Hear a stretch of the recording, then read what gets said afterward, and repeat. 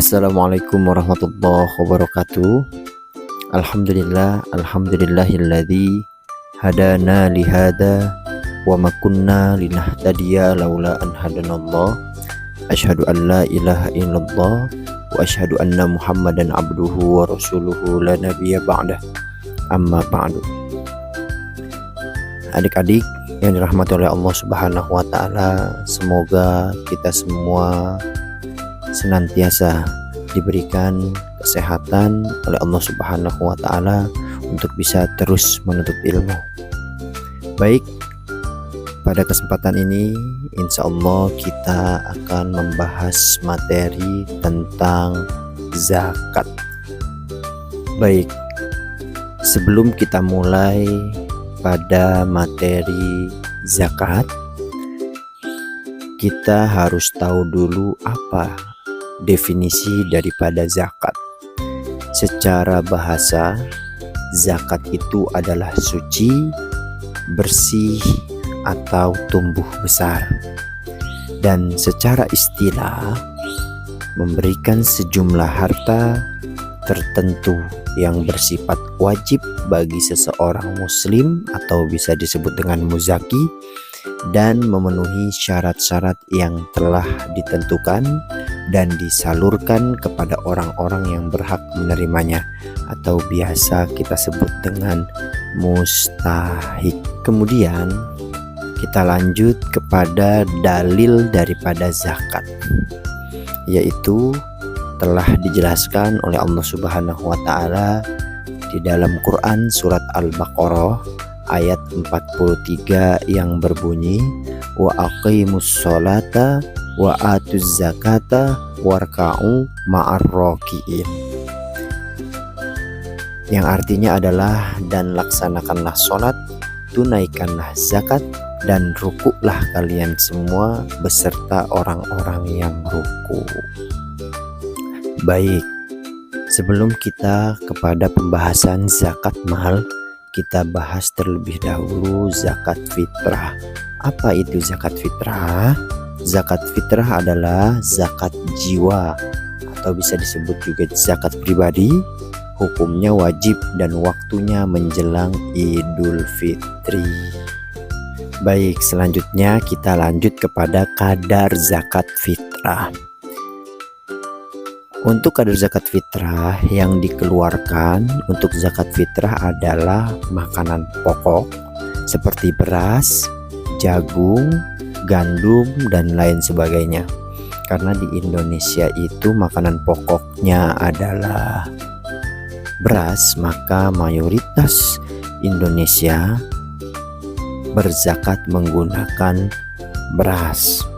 Untuk kadarnya sendiri, zakat fitrah itu 1 sok atau 1 mud.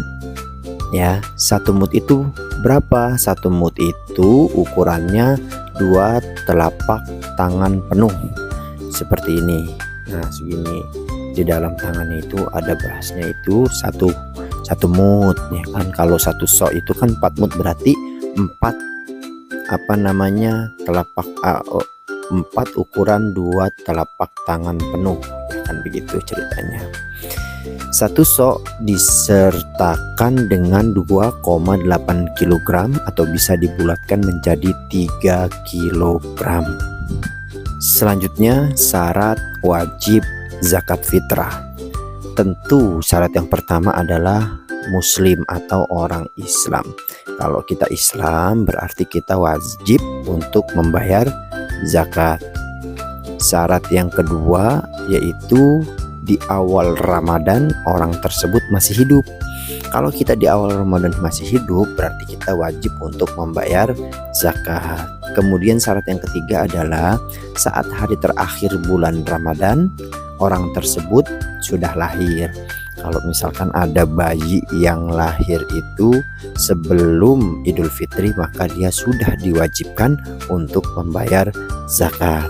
Yang keempat, memiliki kelebihan harta pada saat Idul Fitri, baik untuk keluarganya, bahkan hewan peliharaannya. Intinya dia itu mampu untuk memenuhi kebutuhan hidupnya, ya. maka dia wajib untuk membayar zakat, seperti itu. Selanjutnya waktu zakat fitrah ya. 1. Sunnah, dibayarkan sesudah sholat subuh sebelum sholat id. 2. Makruh, dibayarkan setelah sholat id dan sebelum terbenam matahari. Yang ketiga, haram, dibayarkan sesudah matahari terbenam di hari raya Idul Fitri. Baik, selanjutnya adalah zakat mal atau bisa disebut juga zakat harta. Zakat mal atau zakat harta adalah zakat yang wajib dikeluarkan dari harta tertentu oleh orang yang mampu kepada yang berhak menerima setelah harta tersebut mencapai nisab atau kadar minimum untuk zakat dan haul atau bisa disebut juga 1 tahun. Selanjutnya syarat harta untuk dikeluarkan menjadi zakat mal. Yang pertama adalah memenuhi nisab, yang kedua adalah haul ya atau 1 tahun. Daftar harta wajib dizakati, nisab dan besaran zakatnya. Perihal nisab, masalah nisab dalam kajian fikih memang ada ikhtilaf atau perbedaan pendapat dari para ulama. Semisal nisab emas ada yang mengatakan 77,5 gram, 80 gram, 85 gram, bahkan 90 gram. Demikian juga dengan jenis harta zakat yang lainnya. Ya, untuk kita melihat daripada tabel zakat, kita bisa lihat di kolom yang tertera. Untuk lebih jelasnya perihal nisab, nanti kita akan jelaskan pada pertemuan selanjutnya. Karena memang dalam tabel ini harus ada pembahasan khusus agar teman-teman lebih detail mengetahui daripada nisab harta yang harus dizakati. Selanjutnya yang terakhir adalah 8 golongan yang berhak menerima zakat ya. Untuk yang pertama adalah fakir atau bisa disebut juga orang yang tidak memiliki harta. Yang kedua adalah miskin, orang yang penghasilannya tidak mencukupi untuk kebutuhan sehari-hari.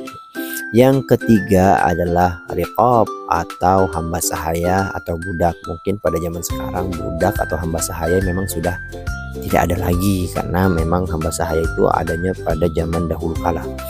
Yang keempat adalah gorim, orang yang memiliki banyak hutang. Yang kelima adalah mu'alaf, orang yang baru masuk Islam. Yang keenam adalah fi sabilillah atau orang yang berada di jalan Allah. Yang ketujuh adalah ibnu sabil atau bisa disebut juga dengan para musafir. Yang kedelapan adalah amil zakat, orang yang mengurusi atau yang memanajemeni perihal zakat. Baik, demikianlah materi singkat tentang zakat. Mudah-mudahan apa yang disampaikan bisa bermanfaat bagi teman-teman sekalian. Sebelum Bapak tutup, Bapak akan memberikan pekerjaan rumah buat teman-teman sekalian. Apa itu pekerjaan rumahnya? Pekerjaan rumahnya adalah menulis atau boleh juga nanti di kelas disampaikan hikmah tentang zakat ya. Jangan sampai lupa ya teman-teman di pertemuan selanjutnya.